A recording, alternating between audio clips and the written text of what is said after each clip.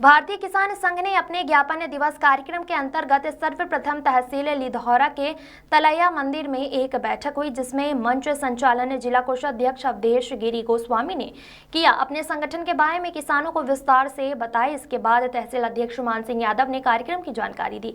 जिला अध्यक्ष शिव मोहन गिरी ने सभी किसानों को जैविक की जानकारी दी। वह कहा कि भारतीय किसान संघ ने ठाना है जैविक जिला बनाना है।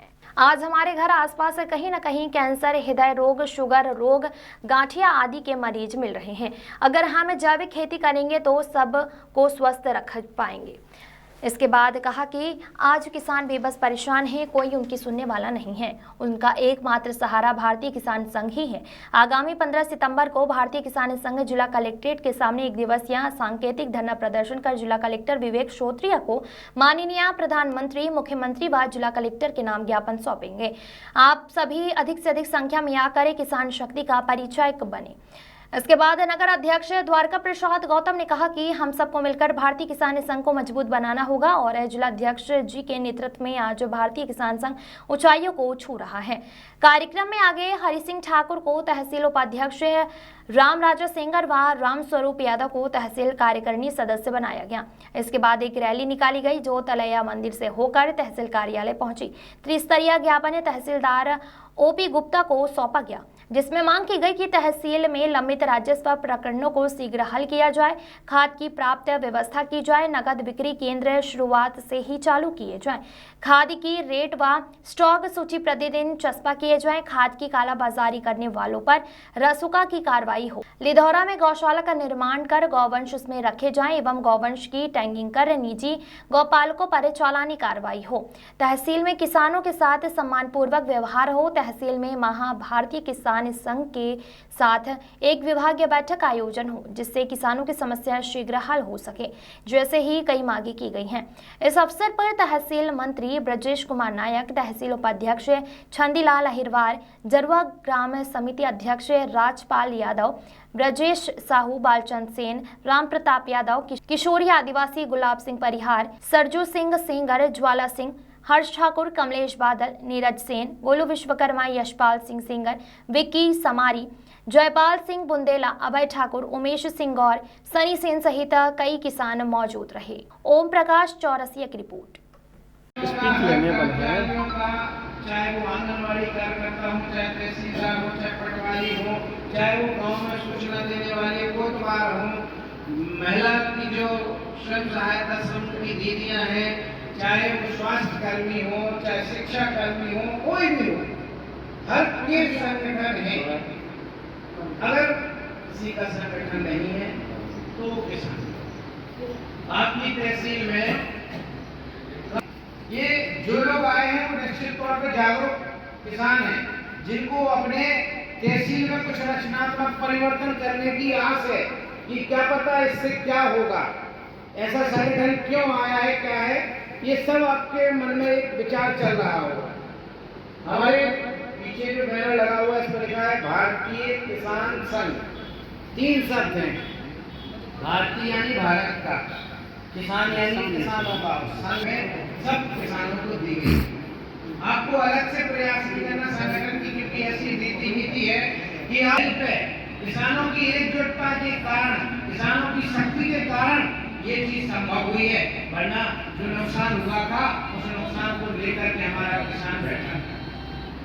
आप सब जानते हैं कि जो खरीफ की फसल होती है, इससे जो फसल में लाभ होता है वो हमारी आगे की फसल के लिए होता है।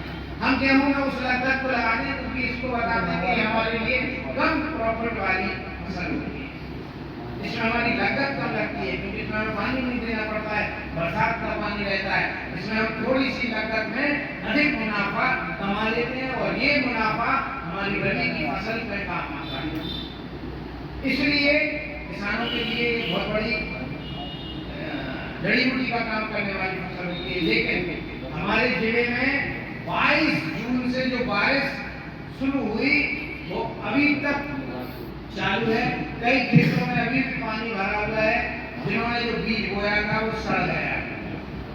शासन ने, प्रशासन ने, किसी ने उस पर गौर करने का सोचा भी नहीं। वो चाह रहे थे धीरे धीरे ये चीज पूरी हो जाए, किसानों की जुताई हो जाए और मुआवजा न देना पड़े, जबकि 6(4) के तहत आपदा प्रबंधन एक्ट के तहत मुआवजा का प्रावधान है कि सारे किसानों को जो नुकसान होता है उनको मुआवजा मिलना चाहिए। हमारे टीकमगढ़ के साथ ये सौतेला व्यवहार सरकार ने किया है। आप एक चीज देखिए, बैतूल एक जिला है जिसमें 45 करोड़ बीमा राशि मिली है किसानों को। हमारे टीकमगढ़ के केवल 34,85,000 की राशि आई है। इतने बड़े जिले में 34,85,000 की राशि ऊंट के मुंह में जीरा भी नहीं है। लेकिन हमारे यहाँ का किसान बहुत सीधा है, बहुत डरपोक है। घर में 2 वक्त के बैठा हुआ है तो निकलता ही नहीं, उसको अपने अधिकारों का ज्ञान ही नहीं है कि अगर हम आवाज उठाएंगे नहीं तो कहीं पर भूखिया गंदी हो तो जरूर हो जाएगा। ये ताश खेलना होगा तो गांव में बैठ कर ताश खेलेगा, सब कर लेगा, लेकिन अपने अधिकारों के लिए कभी खड़ा नहीं होगा। ये दुर्भाग्य कहना होगा कि सरकार उसका मजाक बना के रखती है, प्रशासन उसके साथ शोषण करता है। तो अगर उस शोषण को रोकना है तो हमें अपने गांव में, अपने तहसील में, अपने जिले में भारतीय किसान संघ को मजबूत करना होगा। जहां जहां भारतीय किसान संघ मजबूत है वहां वहां सरकार उनके दरवाजे पर आकर के ये पूछती है कि आपकी समस्याएं बताइए क्या है। हम तो क्योंकि गैर राजनीतिक हैं, हमारे आराध्य देव भगवान बलराम है। अब आराध्य देव भगवान बलराम क्यों है? क्योंकि महाभारत का जब युद्ध हुआ था कौरवों और पांडवों के बीच में, तो भगवान बलराम ने न कौरवों का साथ दिया था न पांडवों का। आप उस युद्ध के दौरान तीर्थ यात्रा पर चले गए थे, दोनों में भयंकर युद्ध हुआ, लाखों करोड़ों मृत्यु हुई, कई राजा महाराजा मारे गए, कई बड़े बड़े सारथी मारे गए, कैसे कौरवों का विनाश हुआ, ये सब आपने रामायण महाभारत के माध्यम से सब सुना है। भागवत में आपको बताया गया, सब कुछ बताया गया। लेकिन भगवान बलराम वहां तटस्थ रहे, वो किसी के साथ नहीं रहे, इसीलिए वो हमारे हैं। क्योंकि हम ना तो भाजपा के होते हैं, ना कांग्रेस के होते हैं, ना समाजवादी के होते हैं, हम अलग हैं। जो हमारी विचारधारा से चलता है, तो हमारे किसानों पर काम करता है, हमारे किसान हित में निर्णय लेता है, हम उसके समर्थक हैं। और जहां ये विरोध करते हैं हम उनके विरोधी हैं, चाहे वो कोई भी सरकार हो। आज हम जो ज्ञापन दे रहे हैं वो भाजपा सरकार के खिलाफ दे रहे हैं। अगर 15 सितंबर को कांग्रेस की सरकार होगी तो हम उसके भी खिलाफ में ये ज्ञापन देते। 15 सितंबर को हमारे जिला केंद्र पे हजारों की संख्या में कलेक्ट्रेट के सामने हम लोग धरना प्रदर्शन करेंगे, सिर्फ और सिर्फ आपकी समस्याओं को लेकर के। उसमें भाजपा की सरकार है, लेकिन हम कर रहे हैं, हम नीति के समर्थक हैं, हम किसी पार्टी के समर्थक नहीं है। हम इसीलिए भगवान बलराम को मानते हैं। भगवान बलराम ने हल और मूसल धारण किया है, वो शस्त्र बल के हैं, एक है हल, दूसरा मूसल। हल किसान का सबसे बड़ा मुख्य आधार है। आज हम ट्रैक्टर, ट्रॉली ये सब चलाने लगे, कल्टीवेटर, हार्वेस्टर, तो हल की उपयोगिता हमने खत्म कर दी। लेकिन भगवान का शस्त्र हल है। हल से खेती को जोतते हैं, मूसल से जो बीज उत्पादन होता है उसको कूट करके अन्न उत्पादन होता है, बीज बनता है। भगवान ने एक अपने हल से नहर बनाई थी। उस समय आधुनिक युग में जो नहरों का निर्माण हुआ वो भगवान बलराम का ही देन है। तो इसीलिए हमारे आराध्य भगवान बलराम है। हम हर वर्ष भाद्र शुक्ल की षष्ठी तिथि को, जिसको हम मोराई छठ बोलते हैं अपने बुंदेलखंड में, इसमें भगवान बलराम का जन्म हुआ था। कुछ लोग 2 दिन पहले, जन्माष्टमी के 2 दिन पहले भगवान का बलराम का जन्मदिन मनाते हैं, ये गलत है। भगवान कृष्ण से 11 महीना 17 दिन बड़े हैं, इसलिए इनका जन्म भाद्र शुक्ल की षष्ठी तिथि को हुआ था, जिसको हम अपनी भाषा में मोराई छठ बोलते हैं। लेकिन कई लोग मनाते हैं हर छठ को। भारतीय किसान संघ हेलो भाई साहब, जन्मदिन नहीं मनाता है, भारतीय किसान संघ जन्मोत्सव मनाता है। हम हर चीज को उत्सव की तरह मनाते हैं, इसलिए 15 दिन तक हमारा उत्सव चलता है। हेलो भाई साहब, बलराम की जयंती का उत्सव होता है। हम लोग गोपाष्टमी मनाते हैं, तो जाते हैं लौट के जाते हैं, 15 दिन चलता है। भारत माता का पूजन 26 जनवरी तला जा बंदर पे, वो भी 15 दिन चलता है।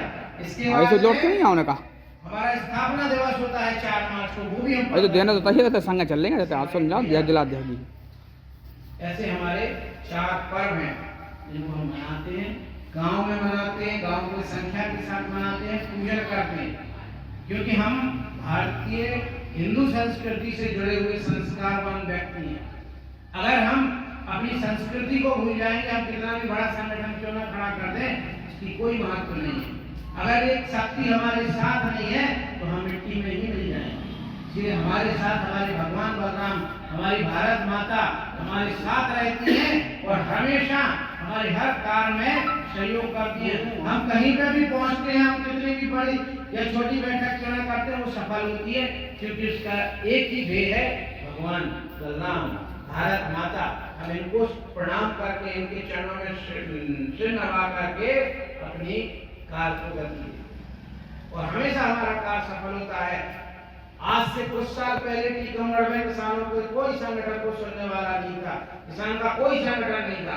आज भारतीय किसान संघ लगभग 15,000 सक्रिय कार्यकर्ताओं के साथ पूरी 9 की 9 तहसीलों में कार्य करने वाला एक बड़ा संगठन टीकमगढ़ का बन गया है। तो कहीं न कहीं आप जैसे देवतुल्य किसान साथियों का ही सहयोग रहा है, जिनने न दिन को दिन देखा, न रात को रात देखा, दिन रात भारतीय किसान संघ को देखा, वो कार करते हुए, ग्राम समितियों का निर्माण करते हुए, भगवान बलराम का पूजन करते हुए, भारत माता का पूजन करते हुए, गौ आधारित खेती करते हुए, गौ माता को शिरोधार करते हुए लगे रहे और आज 15,000 के कार्यकर्ताओं की एक बहुत बड़ा फौज भारतीय किसान संघ ने टीकमगढ़ में खड़ी। ये भारत का नहीं, ये विश्व का सबसे बड़ा संगठन है। मैं आपको बता दूं, यहाँ संख्या कम है तो अपनी बैठक छोटे रूप में हो रही है, लेकिन अभी झालावाड़ा में हमारा एक विरोध प्रदर्शन चल रहा है। हजारों की संख्या में वहां पे किसान निकले। अगर हमसे कोई जुड़ा हो तो मैंने सोशल मीडिया पर उसको शेयर किया। हजारों की संख्या में किसान वहां थे राजस्थान में, और एक बहुत बड़ा ज्ञापन, बहुत बड़ा धरना प्रदर्शन का कार्यक्रम हुआ था। हम लोग समय समय पे भोपाल में भी करते हैं, समय समय पे जबलपुर में भी करते हैं, टीकमगढ़ में तो करते ही रहते हैं। तो आप सब उस ताकत के साथ जुड़े हो जो आज विश्व की सबसे बड़ी ताकत बन गई है, भारतीय किसान संघ। अगर आप किसान हो तो आपको जुड़ना चाहिए और कार्य भी करना चाहिए अपने। कुछ लोग बोलते हैं कि भाई हम जुड़ेंगे तो हमें क्या मिलेगा? आपको यश की प्राप्ति होगी, इसमें पैसा नहीं मिलता है। अगर पैसे के लालच से कोई जुड़ना चाहता है तो मैं कहता हूँ मत जुड़िए। लेकिन अगर आप आधुनिकता के लिए, अपनी खेती को बढ़ावा देने के लिए, उन्नत बीज की जानकारी, उन्नत खेती की जानकारी,